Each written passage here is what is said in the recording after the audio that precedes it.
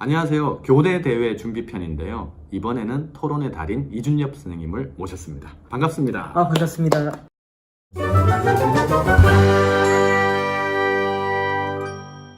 예, 이준엽 선생님은요, 민사고를 아주 최고의 성적이라고 하려고 하니까 이제 좀 겸손해 하시더라고요. 그리고 이제 서울대 자유전공학부에 재학 중이십니다. 그럼 이제 먼저 오늘 두 가지를 한번 살펴볼 건데요.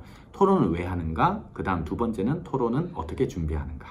그러면 선생님, 토론은 왜 하는가? 이 부분이 제일 궁금할 것 같아요. 네, 맞습니다. 사실 대회 나가실 때나 아니면 교과 과정에서 내가 이 토론을 도대체 왜 준비를 해야 하는지 라고 물음을 갖는 분들이 많으실 것 같은데 네.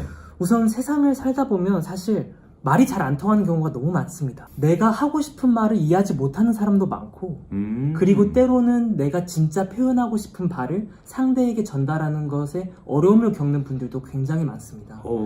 그래서 토론은 그런 부분에서 봤을 때 내가 원하는 바를 상대에게 직접적으로 전달하고 그리고 그 이해를 돕고 설득하는 과정이라고 할 수 있겠습니다. 선생님 말씀하시니까 제가 늘 궁금했던 게 우리가 토론한다고 이게 뭐 국가에서 정책으로 받아들이지도 않을 건데 이거 왜 하나 싶었거든요. 오히려 그렇게 의사소통 능력의 신장이다라고 생각하니까 확실히 이해가 갑니다. 감사합니다. 그러면 오히려 상대방을 좀 논리적으로 그다음에 효과적으로 설득하기 위해서는 어떤 단계를 거쳐서 토론 준비를 하면 좋을까요? 일단 사실 토론에서 핵심이 되는 것은 자신의 입장이 담긴 입론서라고 할 수 있겠는데요. 네. 근데 그 입론서를 작성하기 위해서는 먼저 쟁점을 찾는 것이 중요합니다. 쟁점을 찾는다는 것은 이제 어떠한 논란이 될 만한 혹은 양측 찬성과 반대에서 부딪힐 만한 점을 미리 예측하고 네. 그에 대한 논거를 정리해보는 과정이라고 할 수 있겠습니다. 그럼 먼저 이제 쟁점을 찾아라. 맞습니다. 그러면 두 번째는 그러한 쟁점을 구체적으로 밝히는 과정, 프로세스를 좀 알려주시면 너무 학생들이 도움을 많이 받을 것 같습니다. 예. 사실 이제 쟁점을 찾았다면 혹은 이제 쟁점을 찾기 위해서는 관련된 토론 주제가 어떤 식으로 문제가 됐는지 그 배경과 네. 그리고 그와 관련된 정보를 이해하는 것이 가장 중요합니다. 그러면 그러한 정보나 어떤 쟁점을 좀 더 구체화하기 위해서는 어떤 도구들을 활용하면 좋을까요? 우선 이제 신문 기사라든지 네. 혹은 이제 통계 자료, 그리고 관련 법률 자료, 그리고 더 나아가서 여러분들이 논문까지 찾아서 그러한 자료를 정리하면 네. 토론을 준비하는 데 큰 도움이 될 것 같습니다. 그러면 각 단계별로 혹시 추천할 만한 사이트나 아니면 좀 방법론을 구체적으로 설명해 주시겠습니까?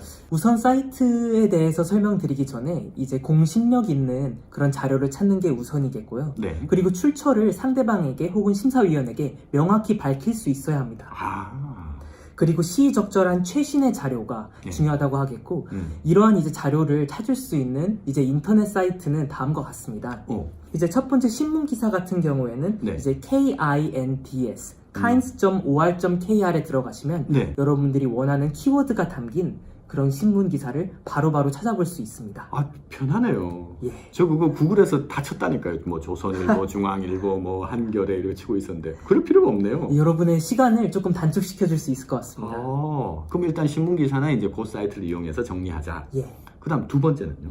이제 신문 기사를 통해서 여러분이 이 사건의 혹은 주제의 배경에 대해서 이해했다면 관련된 통계 자료 역시 이해할 수 있는 게 중요한데요. 네. 그럴 때는 통계청 kostat.go.kr co.go.kr에서 여러분들이 원하는 그런 통계 자료를 쉽게 찾을 수 있습니다. 그러면 결국 이제 신문은 어떻게 보면 뭐 어떤 논조라든지 아니면 필자의 어떤 주장과 관련된 그런 통계만 있으니까 보완하거나 또는 비판하기 위한 통계 자료를 이제 통계청 자료에서 찾는 거네요. 맞습니다. 감사합니다. 그럼 세 번째는요? 이제부터는 좀 고난도일 것 같은데요. 네, 여기서부터는 이제 만약에 어떠한 특정 정책이나 법률에 대한 토론이 이제 주제가 될 경우에 해당되는 사항인데요. 법률 정보를 여러분들이 찾아야 할 경우가 있을 수가 있습니다. 네. 그럴 경우에는 법률 정보 사이트 moleg.go.kr에 들어가시면 여러분들의 정책과 혹은 여러분들의 입장과 직접적으로 관련되어 있는 그러한 법률, 법령 정보를 바로 확인하실 수 있습니다. 이제 여기서부터는 조금 뭐랄까 진짜 뭐 기회가 된다면 선생님께서 한번 이렇게 강연을 해주셔야 될 것 같아요. 왜냐면 이게 듣고만 해도 이게 어려워요. 왜냐면 어른도 지금 찾기 어렵거든요. 네, 저도 사실 어렵습니다. 그러면 이제 마지막 궁극의 단계는 뭡니까? 관련 연구 결과에 대해서 찾는 건데요. 그러니까 사실 이제 간단하고 추상적인 주제로 복제인간에 대한 찬성 반대의 주제가 있다고 할 때 네. 과연 이 관련 연구가 어느 정도 진행되었고 그리고 어느 정도의 이제 사람들이 관심을 가지고 있고 사람들은 어떤 논지를 통해서 이제 이 연구를 진행하고 있는지가 알고 싶을 때 여러분들은 이제 ris.kr, riss.kr이나 dbp야라는 논문 사이트를 통해서 이러한 관련 정보를 쉽게 찾아보실 수 있습니다. 그러니까 실제로 일부 고등학교에서는요, 아예 학생들한테 이 아이디를 단체 구매해가지고 DBPR을 뭐 이제 무료로 이용하게 해주는 학교들 좀 있습니다. 그러면 확실히 학생분들이 이러한 정보를 찾기가 훨씬 용이할 것 같네요. 근데 이제 지금 선생님께서 알려주신 이런 4가지 프로세스를 알면은 학생들이 이제 좀 이해하기가 좀 편한데 이제 그런 거 없이 갑자기 바로 4단계를 좀 하는 학교들이 있어요. 그러니까 이제 애들이 어려워하네요. 맞습니다. 사실 이제 논문을 검색하고 찾는 거는 정말 난이도가 높고 그리고 논문을 찾았다고 하더라도 그 속에서 자신이 원하는 내용을 발췌해서 인용하는 것은 더 어렵기 때문에 제가 봤을 때 이 순서대로 학생분들의 목적이나 수준에 맞게 이용하는 것이 더 좋지 않을까 싶습니다. 오늘 정말 유익한 말씀 감사하고요. 그럼 만약에 2편에서는 오히려 선생님 경험담을 좀 듣고 싶은데요. 경험담 말씀이시나요? 네네네. 그래서 이제 우리가 준비한 게요, 이 토론이라는 게 가치형 토론과 정책형 토론이 있습니다.